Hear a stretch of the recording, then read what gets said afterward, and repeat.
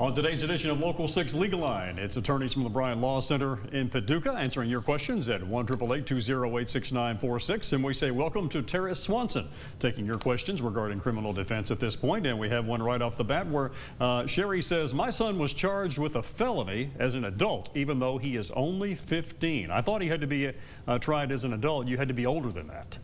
Well, that's a great question, Sherry. In Kentucky, you can be tried as an adult as young as 14.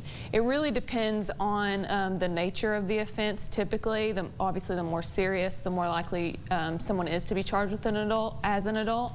There is a statute in Kentucky, actually, that if the person used a firearm in commission of the crime, and even if they never even brandished it, if they just had a firearm on them while committing a felony, or what would be a felony if they were an adult, then they will be tried as an adult. And there was actually a bill introduced this past legislative session to change that so that it could be just something the judge could consider instead of automatically making them be tried as an adult.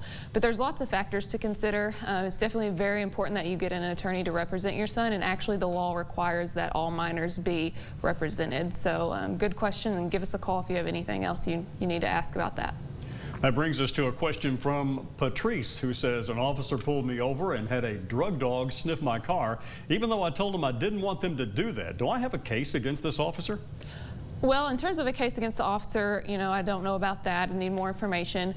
But drug sniffs or dog sniffs can happen without your consent. The law says that they just can't prolong the stop in order to do that. So if you get pulled over and the officer's a canine unit with him, they can run that dog around the car as long as it's not prolonging the stop. What they can't do is, you know, feign like it's taking them forever to write your ticket until the drug dog gets there, or that sort of thing. They can't hold you until the drug dog gets there. But if the drug dog just gets there on the scene right as you're stopped, then they can walk around your car and sniff without consent or without a warrant.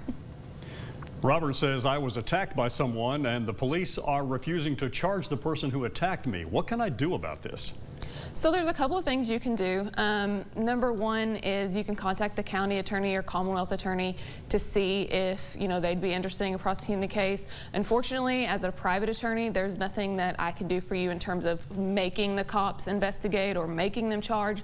There may be a valid reason why they aren't, you know, charging the person. There may not, which is why you might want to contact your local prosecutor about that. You may have a civil case. It depends on, you know, the facts. So call an attorney who handles those types of civil assault cases and see if you have a case. And it may be that you have a case, but that person just doesn't have any money, so, you know, what are you going to get out of it? There's lots of things to look at, so just call an attorney and follow up about that. Teris Swanson of the Bryant Law Center has been our guest on this section of Local 6 Legal Line, answering your questions regarding criminal defense.